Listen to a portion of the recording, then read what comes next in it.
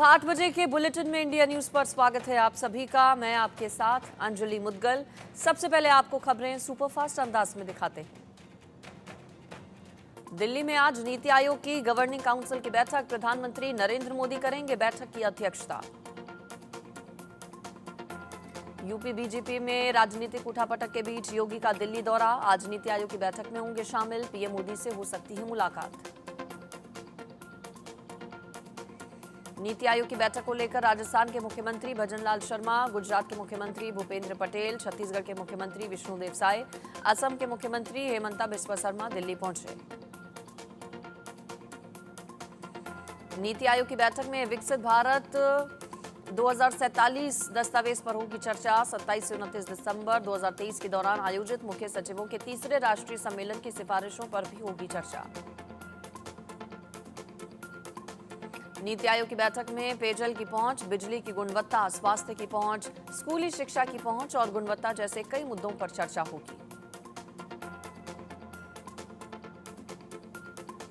नीति आयोग की बैठक में कई बड़े नेता होंगे शामिल, गैर बीजेपी शासित राज्यों और विपक्षी दलों ने इस मीटिंग का किया है बहिष्कार।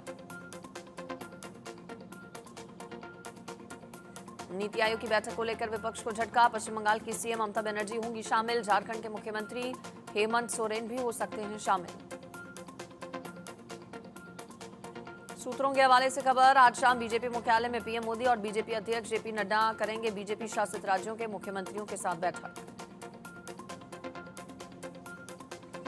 महाराष्ट्र में बीजेपी नेता और पूर्व सीएम नारायण राणे के बयान से महायुति में हलचल। राणे बोले, बीजेपी को महाराष्ट्र की सभी 288 विधानसभा सीटों पर लड़ना चाहिए चुनाव। अखिलेश यादव ने केशव प्रसाद मौर्य को बताया मोहरा और दिल्ली का wifi password. Deputy CM Keshav Prasad का पलटवार, अखिलेश को बताया कांग्रेस का मोहरा। एनटी की वेबसाइट पर नीट यूजी का रिवाइज्ड रिजल्ट अपलोड हुआ, सुप्रीम कोर्ट ने दोबारा परीक्षा कराने से किया था इनकार। नीट पेपर लीक मामले में सीबीआई की जांच तेज, हजारीबाग के राज गेस्ट हाउस में पहुंची सीबीआई की टीम, पेपर लीक का सीन किया रिक्रिएट। जम्मू कश्मीर में पाकिस्तान की साजिश नाकाम, राजौरी में सुरक्षा बलों ने पाकिस्तानी ड्रोन को मार गिराया। जम्मू कश्मीर में पाकिस्तानी ड्रोन से एक पिस्टल, 2 मैगजीन बरामद, सेना का सर्च ऑपरेशन जारी। हरियाणा के मुख्यमंत्री नायब सिंह सैनी ने केंद्रीय शिक्षा मंत्री और हरियाणा के लिए बीजेपी चुनाव प्रभारी धर्मेंद्र प्रधान से मुलाकात की, कई मुद्दों पर हुई बातचीत। छत्तीसगढ़ के सुकमा में पुलिस को मिली बड़ी कामयाबी, पुलिस ने किया 6 नक्सलियों को गिरफ्तार, नक्सलियों के पास से विस्फोटक सामग्री बरामद। देश में बाढ़ बारिश से हाहाकार, उत्तराखंड में भारी बारिश की वजह से बिगड़े हालात, पुणे में 57 साल बाद 114 मिलीमीटर बारिश। आईएमडी ने देश के 18 राज्यों में जारी किया अलर्ट, गुजरात के 10 जिलों में बाढ़ का दिख रहा है प्रकोप।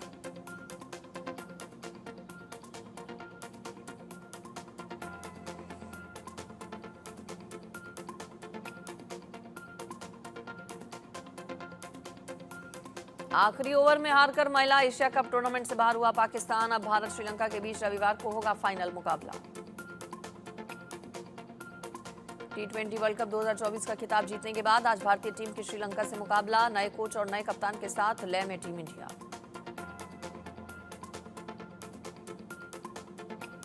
अरविंद केजरीवाल को मिला ममता बनर्जी का साथ, केजरीवाल के घर पहुंची बंगाल की सीएम ममता बनर्जी, सुनीता केजरीवाल से की मुलाकात।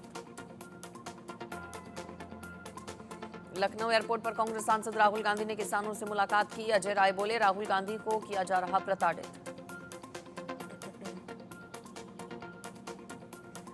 अग्निवीरों को लेकर सीएम योगी का बड़ा बयान, अग्निवीरों को यूपी पुलिस में मौका देंगे, पीएसी में भी अग्निवीरों को करेंगे शामिल। अग्निवीरों को लेकर सीएम योगी का विपक्ष पर निशाना, विपक्ष पर लगाया गुमराह करने का आरोप।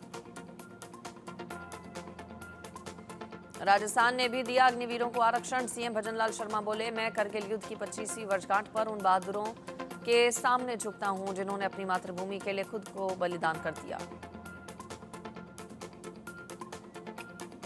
हरियाणा यूपी के बाद मध्य प्रदेश पुलिस में भी अग्निवीरों को मिलेगा आरक्षण, करगिल विजय दिवस पर सीएम मोहन यादव ने किया ऐलान।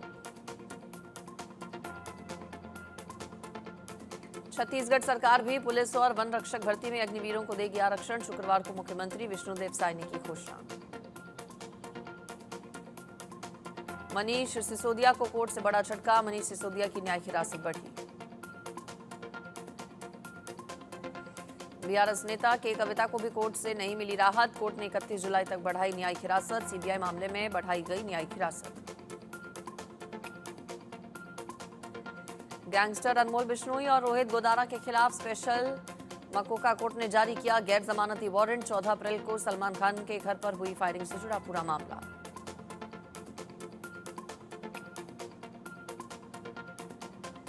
बीजेपी के सीनियर लीडर और पूर्व मध्य प्रदेश अध्यक्ष प्रभात झा का निधन। लंबे समय से चल रहे थे बीमार। हार्ट अटैक से जेडीयू के राष्ट्रीय महासचिव राजीव रंजन का निधन। अचानक तबीयत बिगड़ने के बाद अस्पताल में भर्ती कराया गया। डॉक्टर्स ने मृत घोषित किया।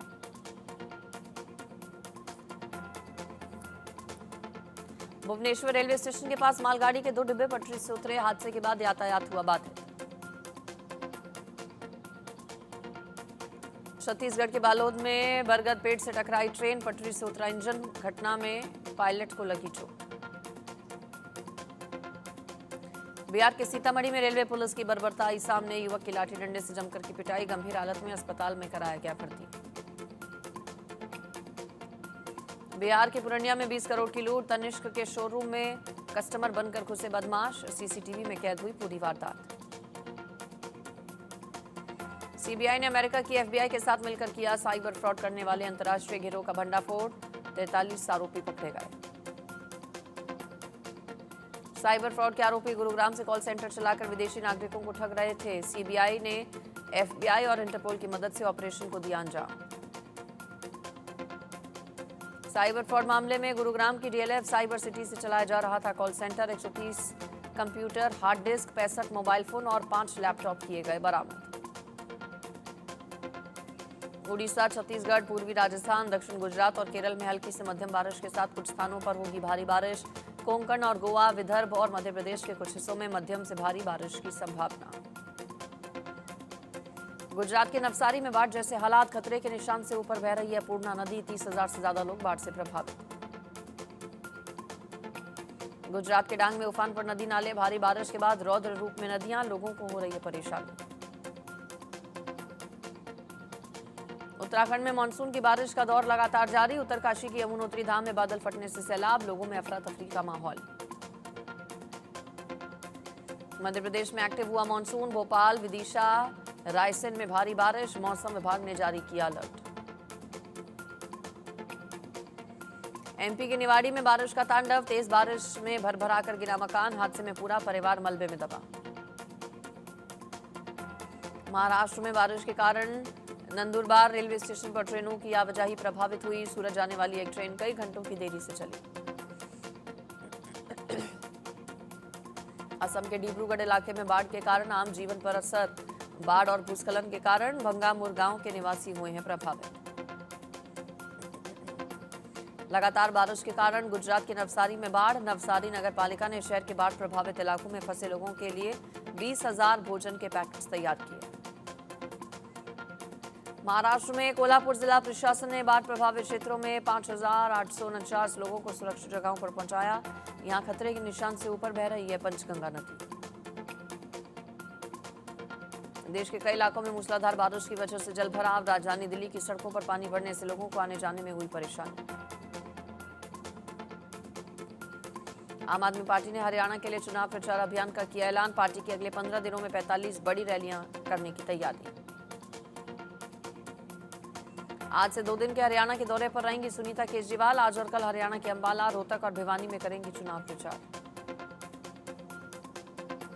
मुजफ्फरनगर के रामपुर तिराहा पर कावड़ियों से चुराया गया ट्रक दूसरे वाहन से टकराया।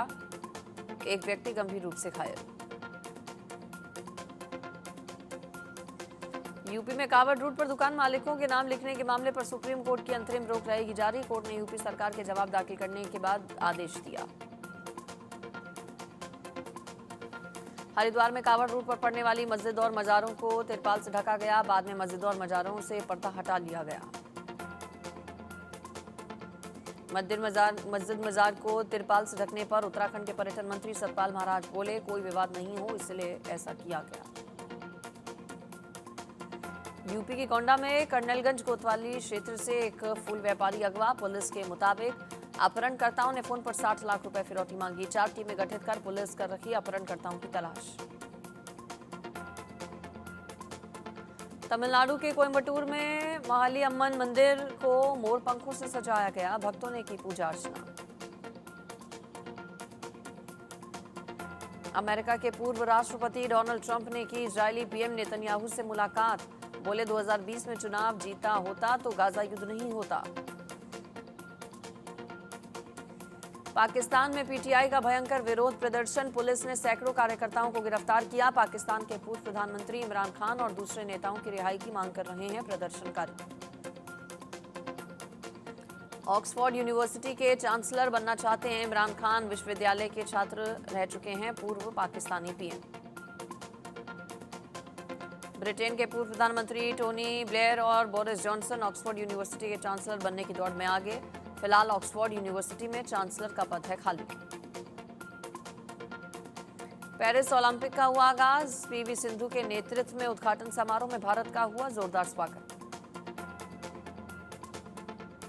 पहली बार स्टेडियम की जगह नदी पर हुई ओपनिंग सेरेमनी। भारत समेत कुल 206 देशों के एथलीट्स ने लिया हिस्सा। पेरिस ओलंपिक ओपनिंग सेरेमनी में भारतीय एथलीट्स का देसी अंदाज। तिरंगा डिजाइन की साड़ी और कुर्ता पजामा में दिखे एथलीट्स।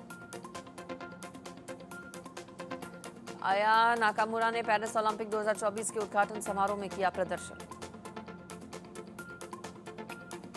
लेडी गागा ने पेरिस ओलंपिक के उद्घाटन समारोह में अपना जलवा बिखेरा।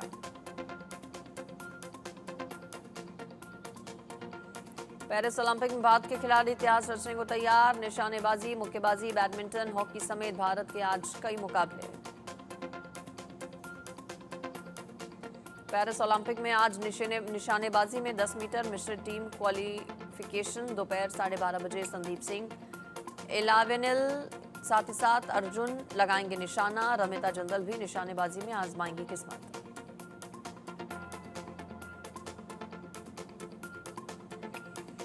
पेरिस ओलंपिक में आज निशानेबाजी में 10 मीटर एयर पिस्टल पुरुष क्वालिफिकेशन। अर्जुन सिंह चीमा और सरबजोत सिंह दोपहर 2 बजे लक्ष्य पर साधेंगे निशाना। निशानेबाजी में ही आज 10 मीटर एयर पिस्टल महिला क्वालिफिकेशन। शाम 4 बजे मनु भाकर और रिदम सांगवान आजमाएंगी किस्मत। नौकायन में पुरुष शेकल में आज पवार बलराज पर सबकी निगाहें। टेनिस में पुरुष युगल में रोहन बोपन्ना और एन श्रीराम बालाजी दोपहर 3:30 बजे फ्रांस के खिलाड़ियों से करेंगे मुकाबला। टेबल टेनिस में पुरुष एकल का पहला दौर शाम 7:15 बजे यमन के जय दबो से भिड़ेंगे भारत के हरमीत देसाई। आज भारत का कार्यक्रम। शाम 7:10 पर बैडमिंटन के पुरुष एकल ग्रुप मैच में भारत के लक्ष्य सेन का ग्वाटेमाला के केविन कॉर्डन से मुकाबला। बैडमिंटन के पुरुष युगल ग्रुप मैच में रंकी रेड्डी और चिराग शेट्टी का रात 8 बजे फ्रांस के खिलाड़ियों के साथ मुकाबला। बैडमिंटन के महिला युगल ग्रुप मैच में रात 11:50 पर अश्विनी पोनप्पा और तुनिशा क्रास्टोका कोरिया के किम सो येओंग और कोंग